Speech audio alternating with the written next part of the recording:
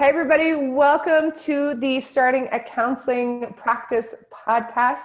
I am so delighted to have a lovely, lovely therapist and human here today to share her story of inspiration and starting her private practice. Can you share with everybody your name and your web address to start? Yes, my name is Danielle Hatchell, and my web address for my practice is daniellehatchell.com. So it's very simple. Awesome. And why did you decide to go into private practice? When did the dream originate? The dream originated for me about, oh my gosh, how many years has it been now? Feels like it's been forever. But it originated around the time after I had my second daughter. So it's been now 13 years that I started to think about it seriously. Before then, I was working for agencies. I worked for Walter Reed for a period of time. I worked in substance abuse. And it got to be really taxing for me to continue to work for agencies when I was married and had a family, and it got to be too much. I had this major dream of going into private practice, but I just didn't know how it was going to happen. But Right. that's what drove me to do it. That's what drove you. And then so you started dreaming about it 13 years ago. When did you start taking action and actually decide now's the time I'm gonna get going? So I've been in private practice for about 11 years full time. So what I did at the time, I found a small consultation group with other therapists who were already in private practice, and they really supported me in getting all the things that I needed, like the NPI number and the EIN and all the nuts and bolts that it takes to put together a practice.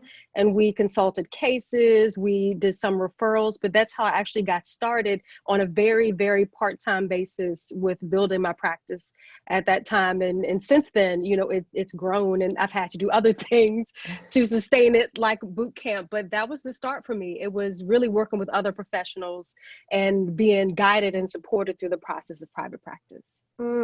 Now, you mentioned boot camp. Usually people don't just enroll in that willy-nilly. What was happening in your practice before you did boot camp that kind of you felt like, wow, I've created something, but something needs to shift and change? What did life look like before boot camp? Yeah. So that was I joined Bootcamp about 8 years ago. So that was, 3 years ago. So 8 years into private practice, it really started to become difficult. So I had grown to the point where I was able to work full-time in the practice, but I still didn't have the business side of it down. So it started to feel exhausting. I felt like I was working extra hours and working super hard to try to, to see a bunch of clients at one time. The really great thing is that I never had a lot of problems getting clients. And I thank God I was always able to get referrals and things like that. But because I didn't understand the business side of it, I was charging too little and working too hard. And at the same time, not knowing how to manage, doing things like quarterly taxes. Nightmare. So the business side of it really started to become heavy and burdensome, though I still loved what I did. I just felt tired all the time and exhausted trying to figure it out. And that's when I started to see commercials for you guys. And I was like, I'm not the only one out here struggling like this. It was really seeing what you and Kelly had to offer was so refreshing, because I could see that there were people just like me, therapists, who would struggle in private practice, and that there was a better way of doing things. So what were some of the business things that you really got a handle on that changed the way that you felt in private practice? What are some of the things that you realized you had to learn and figure out? Yeah, the biggest thing were the numbers. I always hear this, but they really were the numbers. I was really not good with budgeting and things like that. So I was literally just putting money into my account to pay bills and not really thinking about things like how much is the budget and how much do I need to be paying myself, every week or every other week.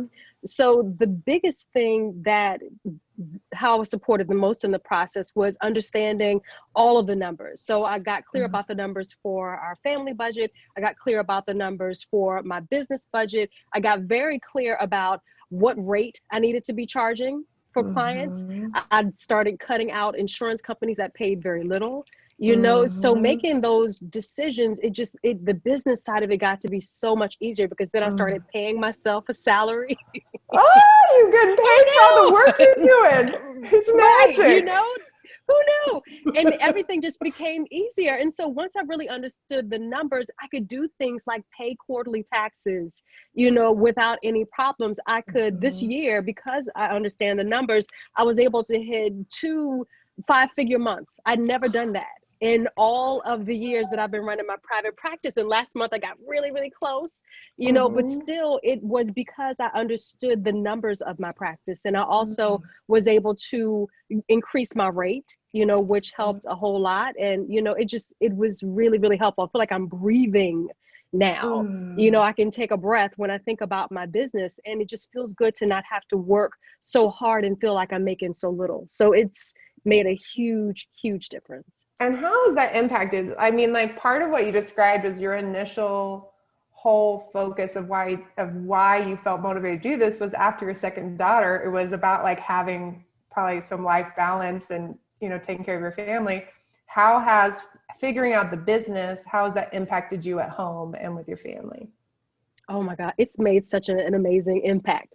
So, Mm. because of COVID, like many therapists, I'm working virtually. But because I was able to make these shifts throughout this year, it's very easy for me to make that transition. Mm. So, I'm working from home and I'm able just to be more present with my daughters because we're all adjusting to online learning and my kids are going completely virtual. Yeah. So I'm able to actually go into their rooms and say, hey, how are you? How is it going? I have the energy and the time to do that Mhm. because I'm not working so much, and they can come ask me questions about their schoolwork and I'm present. So one of the major reasons, like I said in the beginning, that I wanted to do private practice, that I wanted to be there for my family. So now it feels so good to be able to be really present for my family and not feel exhausted all the time, and to be able to show up for them in a major way, especially during a time like now. It's just all come together beautifully. Yeah. What advice would you give to other therapists who were feeling like you were feeling, like they were feeling like, I don't understand. Every time I get a tax bill, every time I think about my business, like I'm working so hard and like it just doesn't seem to be coming together. What would you tell them? I would say join a boot camp. Join boot camp. And not just join, because I have like almost like a lone wolf mentality. So like I'll just go out whatever on my own. The Mhm. change didn't really happen for me with boot camp until I got an accountability partner, like the Mhm. battle buddy. That's when it really clicked for me, in this Mhm. third year of boot camp, being able to join a program and a process where there is a community and utilizing the community and being focused Mhm. on the task at hand and having accountability there to support me throughout it. I would say Mhm. don't try to go at it on your own like I was doing. Get support. Yeah, and I think that's whether somebody joins boot camp or not, that place of having support is so powerful. Yeah. Like having that accountability, having people that you can have real conversations, that there can be like vulnerability, that there's no shame about saying like, I don't understand this quarterly tax thing. Like I have a tax lien. Like what's going on? Like I don't know what to do, whatever the thing is. Like that we can have those conversations, and that we can also say things like, I had a 5-figure month, and that there's no like judgment about it. Like that we can be true in our success or in our struggle, and that both of them are accepted, I think is so powerful. And I think you mentioned something which is so great, is that you had like a lot of that community in the beginning, right? Where you had this piece of it covered, but because it wasn't like including, it wasn't holistic, right? You didn't really talk about the money, you didn't talk about profits, no one got into that part. It was like, oh, look, we're all successful, we're all full, we all got lots of clients, so this is what private practice looks like. And because there wasn't that vulnerability of getting into numbers kind of place, it kind of left everyone probably, and you're probably not the only person in that group that felt like, wait, what's happening? What's going wrong? I was And not. I wasn't the only one. yeah, and I Yeah. bet you've inspired a lot of people around you who are seeing that shift in success. Yeah, I am. And I'm so grateful for my therapist friends that I can, connect with and talk to about things like this. A really good friend, and she's, really excited for me about what's happening. She's also a therapist, and my battle buddy, Anne Marie, has just been amazing, and Awesome. we've been cheering each other on. So, and we've been inspiring each other as we've been making changes and shifts to our practices. So I'm really, really grateful. And Mm. also the other thing that supported me in doing more of the work I love and just feeling great about it, I've gotten very clear about the kind of clients that I want to work with and the ones that drain my energy. And I've learned how to refer out, Mm. and I have a very I'm paying attention to my intuition. I'm listening to what people are talking about to know if it's the client is for me or not. So I'm really, really grateful for that bit of advice too, because it literally has transformed the way that I do the type of clients that I work with in my practice. Mm. Yeah. It's so powerful. And what do you feel like that has done, or have you even tracked how that has impacted your outcomes? I haven't been so good with the outcomes. I haven't been as good with it, but my clients stay. They stay Yeah. for quite some time, and they really do the work. So Yeah. I've been noticing with these new clients where I've been very mindful and conscious about the kind of clients that I bring in. It's just a better fit, and so Mm. it just seems to work. It just flows. Oh, Yeah, I yeah. love that. I love that.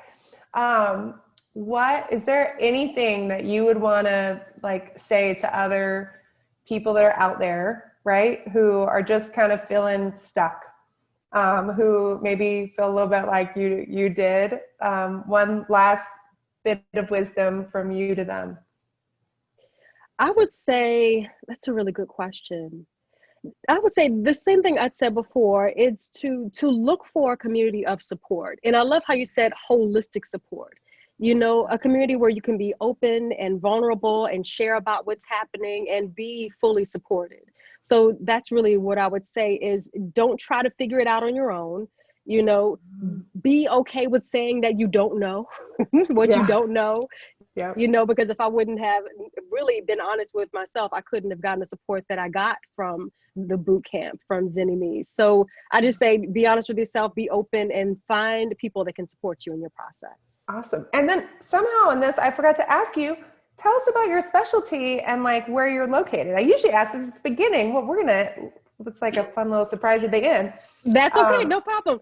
So I'm in the state of Maryland. I had an office in Upper Marlboro, Maryland, but I'm in the space now, like a lot of therapists, having to make the decision to go virtual. And so the funny mhm, thing is, I just sent a message today to my landlord saying, hey, I'm going to release the office because it's time. But, mhm, I'm licensed in Maryland. So anywhere in the state of Maryland, I can do the work with clients. My specialty, I have a couple, but the main one is supporting men and women, but mainly I work with women in understanding their relationship patterns, like where things go mhm, awry in relationships, so they mhm, can heal the relationship with themselves and they can create more loving and productive relationships with other people. So that's my mhm, specialty. It's what I love to do. And, I mhm. really love seeing people where they started in the process, but not knowing what the heck was happening in their relationships, kind of like me and my business. And then having the support and being able to navigate and understand it and feel empowered in their ability to create conscious, loving relationships. So Mm. that's my specialty. And also spirituality. I'm also an ordained minister. And so I like to support people through their process of understanding their relationship with God, life, and purpose. And, Mm. so it's another one of my loves as well. Oh, I love it. Check out DanielleHatchell.com. HATCHELL.com, right? That's Yes. it. It's two L's. Yep. I know there's Two people just L's. listening who'll be like, wait, where? How do you spell that? Thank you so much for coming on today. You are so appreciated. Be inspired, guys. Go and do it. You can do it. Even if you've been in practice for a long time or you're starting from scratch, doesn't matter. You can make your practice what you want it to be. You can reach more people and do what you love.